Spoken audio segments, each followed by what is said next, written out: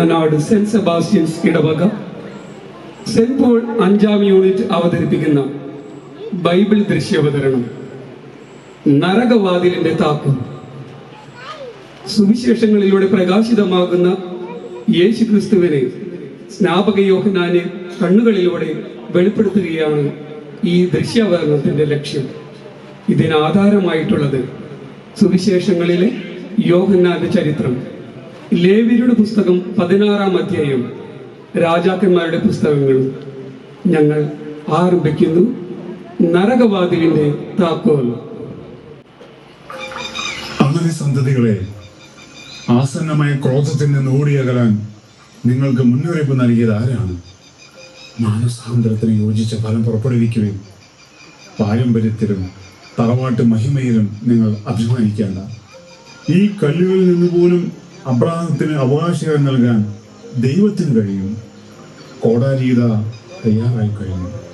നല്ല ഫലം കായ്ക്കാത്ത വൃക്ഷങ്ങളെല്ലാം വെട്ടി തീയിലേക്ക് എറിയപ്പെടും.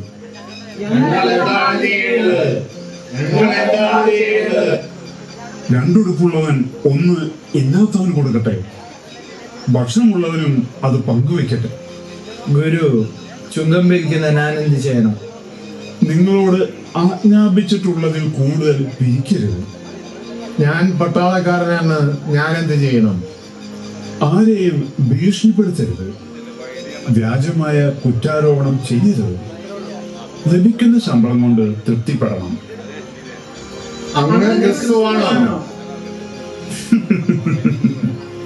ഞാൻ ക്രിസ്തു അല്ല,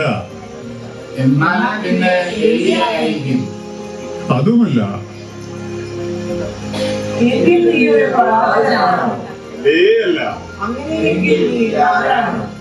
ഞങ്ങളെ അയച്ചവർക്കങ്ങൾ എന്ത് മറുപടി നൽകണം? നിന്റെ ക്രിസ്തുവിനെ നീ എന്തു പറയുന്നു? ഞാൻ വെറും ശബ്ദം മാത്രം. യേശയ്യ പ്രവേശിച്ചതുപോലെ കർത്താവിന്റെ വഴിയൊരുക്കുവിൽ നിന്ന് മരുഭൂമിയിൽ വിളിച്ചു പറയുന്നവന്റെ ശബ്ദം.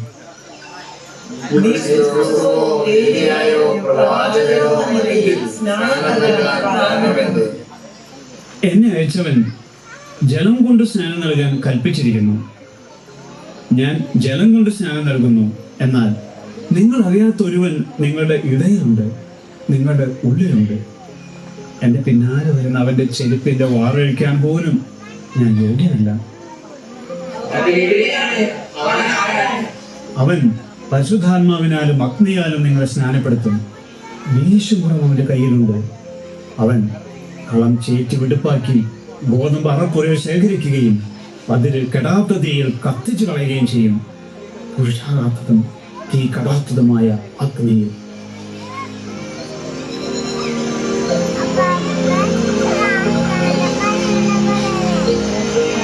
ജോർദാന്റെ തെളിനീരിൽ നിന്റെ പാപങ്ങളും ബലഹീനതകളും കഴുകപ്പെടട്ടെ.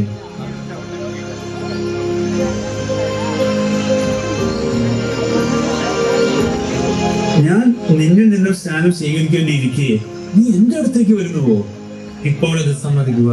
അങ്ങനെ സർവ്വനീതിയും പൂർത്തിയാകുക നമുക്ക് ഉചിതമാണ്.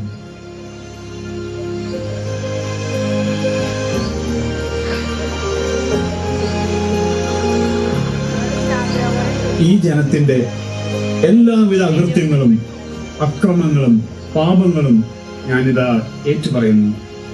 ഈ ജോർദാൻ നദിയുടെ അടിത്തട്ടിൽ അടിഞ്ഞുകൂടിയ പാപശാപങ്ങൾ ഏറ്റെടുക്കാൻ നിനക്ക് ദൈവപ്രസാദം ലഭിക്കട്ടെ. ഇവൻ എന്റെ പ്രിയപുത്രൻ, ഇവനിൽ ഞാൻ പ്രസാദിച്ചിരിക്കുന്നു.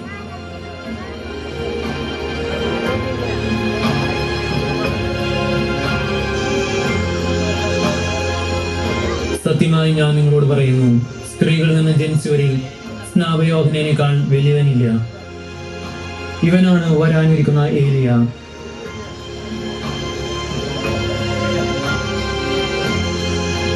അസസേലിനു വേണ്ടി നറുക്കിട്ട് നിശ്ചയിക്കപ്പെട്ട കോലാടാനിവൻ. അതയോ അവനെ മരുഭൂമി വരെ അനുഗമിക്കുക.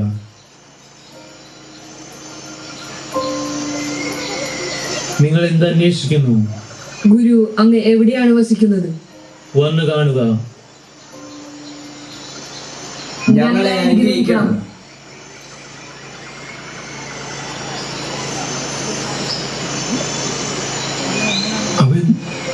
സഹോദരനാണ്.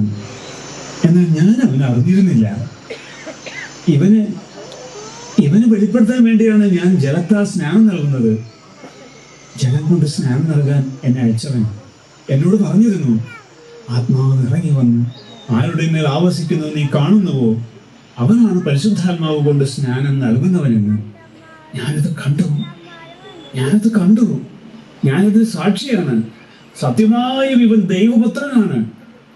ഗുരു, നീ ആരെപ്പറ്റി സാക്ഷ്യം നൽകിയോ അവൻ അവിടെ സ്നാനം നൽകുന്നു. എല്ലാവരും അവന്റെ അടുത്തേക്ക് പോകുകയാണ്.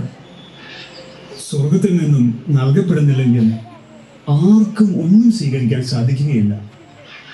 എന്റെ സന്തോഷം ഇപ്പോൾ പൂർണ്ണമായിരിക്കുന്നു. അവന്റെ പൂർണ്ണതയിൽ നിന്നും നാം എല്ലാം കൃപയ്ക്ക് മേൽ കൃപ സ്വീകരിച്ചിരിക്കുന്നു. അവൻ വളരുകയും ഞാൻ ഇല്ലാതാവുകയും വേണം. അവനാണ് ലോകത്തിന്റെ പാപങ്ങൾ നീക്കുന്ന ദൈവത്തിന്റെ കുഞ്ഞാട്. പത്രോസ്, അഹറോന്റെ തളിർത്ത വടിയുടെ പ്രതീകം. ഇതുമായി നീ അവനെ അനുഗമിക്കുക.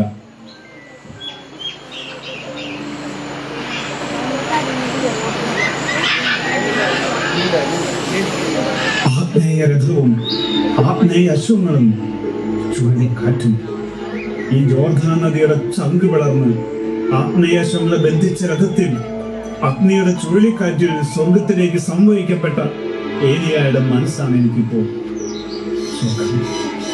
സ്വർഗം ഞാനിവിടെ അനുഭവിക്കുന്നു.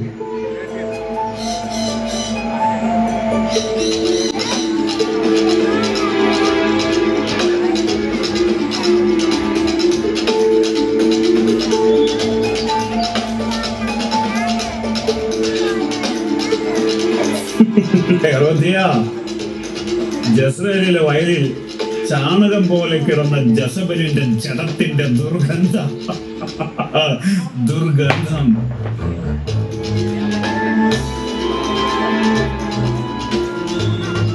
ഒരിക്കലും കൂടിച്ചേർക്കാനാവാത്ത വിധം കുശവന്റെ മൺപാത്രം തകർന്നതുപോലെ ഹൃദയം കഠിനമാക്കുകയും ദൈവത്തിന്റെ വാക്കുകൾ നിരസിക്കുകയും ചെയ്യുന്നവർ തകർക്കപ്പെടും. ഹെരോദ്യാ,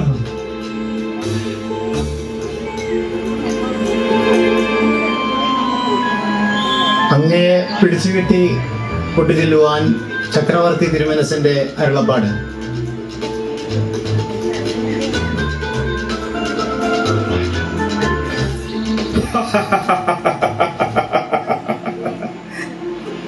ജസബലിന്റെ രക്തം നക്കി കുടിക്കുകയും ശവം തിന്നുകയും ചെയ്ത നായ്ക്കൾ ഓരിയിടുന്നു. നീ കേൾക്കുന്നില്ലേ ഹെരോദ്യ?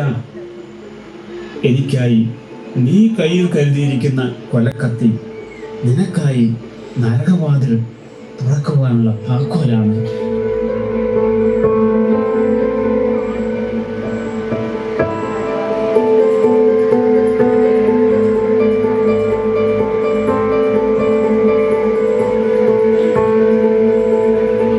ശരീരം, ആത്മാവിനെ ചുമക്കുന്ന ശരീരമേ, നീ വെറും കഴുത മാത്രം.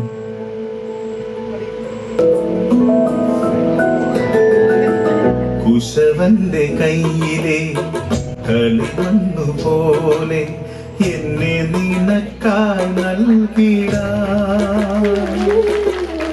ആർദ്രമാ നിൻ കരങ്ങളാ എന്നെ തലോടേണമേ.